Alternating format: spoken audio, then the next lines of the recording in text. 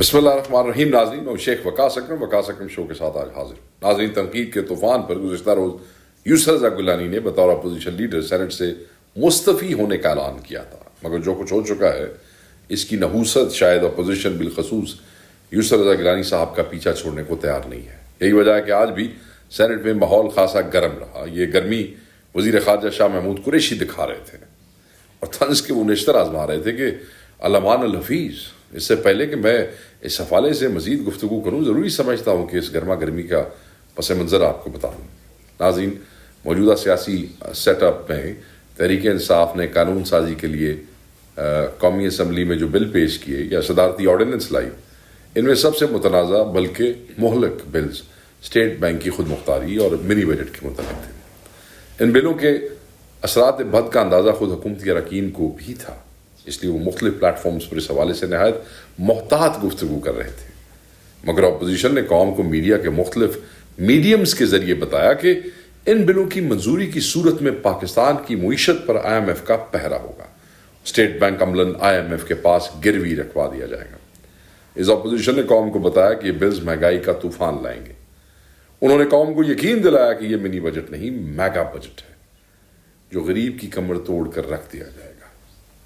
یہ اور اس طرح کی باتوں اور دلائل کے پہاڑ تھے جو یہ ثابت کرنے کے لیے کافی تھے کہ اگر یہ بلز منظور ہوئے تو پاکستان کے ہاتھ پیر بندھ جائیں گے.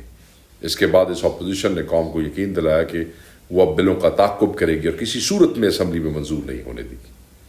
مگر 30 دسمبر کو جب یہ بلز پیش ہوئے، اس دن اپوزیشن رہنما میاں شہباز شریف صاحب اور پیپلز پارٹی کے رہنما بلاول بھٹو دونوں اسمبلی سے غیر حاضر ہو گئے. اس کے بعد پھر قوم نے گزشتہ 13 جنوری کو وہ دن بھی دیکھا جب اپوزیشن کے ہنگامے کے دوران یہ متنازع بل منظور ہو گئے. ناظرین، جس وقت قومی اسمبلی میں یہ بل منظور ہوئے تب قوم کو بتایا گیا کہ قومی اسمبلی میں تو ہماری عددی اکثریت نہیں ہے، اس لیے ہم چاہ کر بھی ان بلوں کو منظوری سے نہیں روک سکے. اس کے بعد اپوزیشن نے قوم کو یہ لالی پاپ دیا کہ چونکہ ان بلوں کو بھی سینٹ میں منظور ہونا ہے اور وہاں ہماری اکثریت ہے، اس لیے یہ بل سینٹ سے کسی صورت میں پاس نہیں ہو سکتے. مگر قوم نے گزشتہ جمعے کو دیکھا جب سینٹ میں واضح اکثریت رکھنے والی اپوزیشن ان بلوں کو منظور ہونے سے نہیں روک سکی اور روک بھی نہیں سکتی تھی، اس لیے کہ اپوزیشن بنیادی طور پر منقسم ہے. اس میں باہمی اعتماد کا فقدان ہے. ان کے معاملات قومی مفادات کی بجائے ذاتی مفادات کے گرد گھوم رہے ہیں. یہی وجہ ہے کہ حکومت جب چاہتی ہے جو بل چاہتی ہے قومی اسمبلی کی طرح سینٹ سے بھی منظور کروا لیتی ہے. جہاں تک زیر بحث بلوں کی منظوری کا معاملہ ہے تو میں ان سب باتوں پر اپنے گزشتہ پروگرام میں بھرپور روشنی ڈال چکا ہوں. ناظرین، اس طویل پس منظر کے بعد اب ہم بات کریں گے سینٹ میں اپوزیشن لیڈر یسر رضا گیلانی صاحب کے کردار کی. یہ عجیب اتفاق ہے کہ ملتان کہ ہمارے سید زادے کو سینٹ میں اپنے انتخاب سے لے کر آج کے دن تک تنازعات کا سامنا ہے. پہلا تنازع ان کے انتخاب کے وقت ہوا، میرے تو خیر وزیر اعظم رہ چکے ہیں، کچھ ویڈیوز منظر عام پر آئیں. دوسرا تنازع چیئرمین سینٹ کے انتخاب کے وقت سامنے آیا. تیسرا تنازع سینٹ میں اپوزیشن لیڈر بننے پر پیدا ہوا. اور اب معاملہ ایک قومی ایشو سے متعلق بلز کی منظوری اور گیلانی صاحب کی غیر موجودگی نے پیدا کر دیا. ناظرین، کہنے کو تو ان بلوں کی منظوری میں دلاور خان گروپ میں بنیادی کردار ادا کیا، مگر ذرا گہری نظر سے دیکھیں تو سینٹ میں اپوزیشن لیڈر سمیت ہر اپوزیشن پارٹی اس واردات میں برابر کی شریک ہے. گیلانی صاحب کو تو انہوں نے ایویں گھسیٹ لیا، یہ سب شامل ہیں. یہ معاملہ اتنی اہمیت اختیار کر گیا کہ پیپلز پارٹی کے رضا ربانی جیسے کہنا مش سینیٹر بھی اس معاملے میں یسر گیلانی کو ذمہ دار قرار دے رہے ہیں، جبکہ پیپلز پارٹی ہی کے جوان سال سینیٹر مصطفیٰ نواز کھوکھر یہ ماننے کو تیار نہیں ہے کہ یسر گیلانی کو پتہ نہیں تھا کہ جمعے کو یہ بل سینٹ میں پیش ہونے ہیں.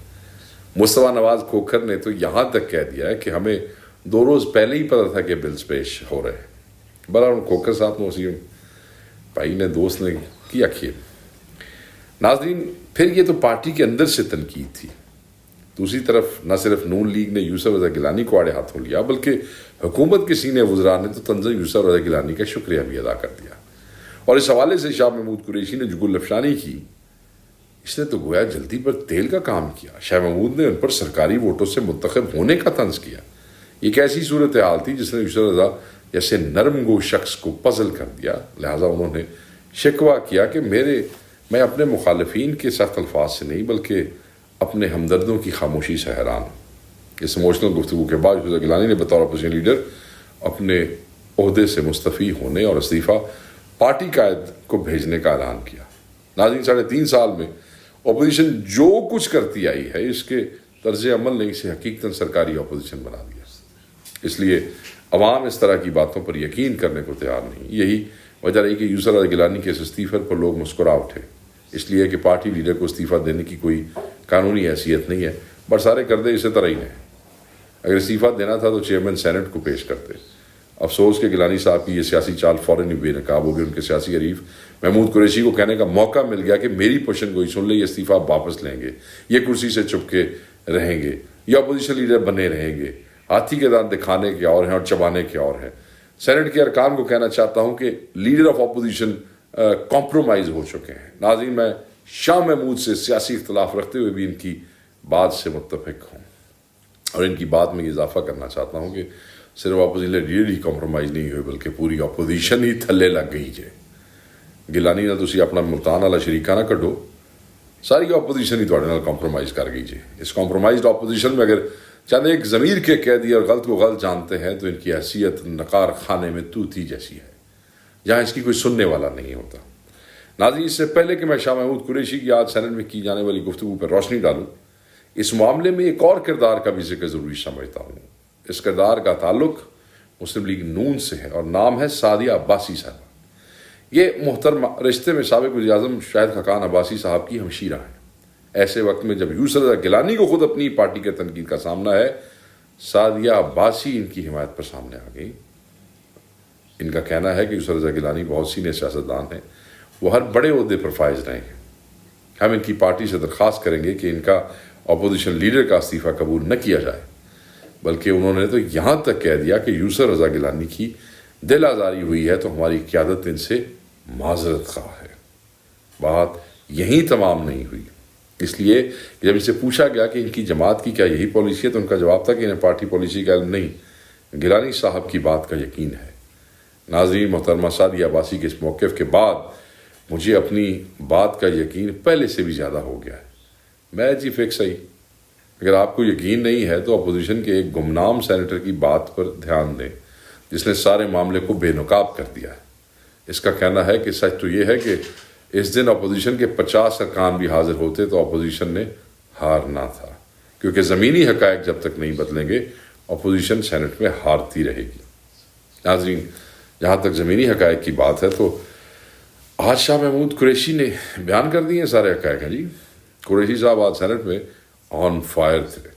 انہوں نے جس طرح یوسف رضا گیلانی صاحب پر طنز کے تیر چلائے، اس سے صاف پتہ چل رہا ہے کہ معاملہ سیاسی اختلاف کا نہیں بلکہ ذاتی مخاصمت کا ہے۔ شریک کا ملتان، دونوں ملتان سے شہر سے تعلق رکھتے ہیں، دونوں اپنے مریدوں کا حلقہ اثر رکھتے ہیں۔